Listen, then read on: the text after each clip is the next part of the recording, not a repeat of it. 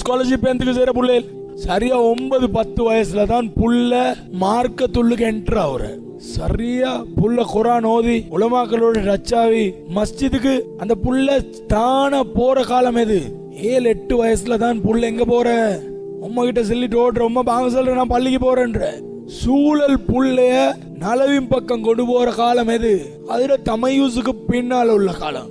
எந்த காலம் அது சொல்லுங்க பாப்போம். 7-10 இந்த கேப்ல புள்ள வந்து எப்பயுமே வாப்பட மார்க்கத்துல வைக்கும், உம்மட மார்க்கத்துல வைக்கும். புள்ளையில யார மார்க்கத்துல வைக்கிற?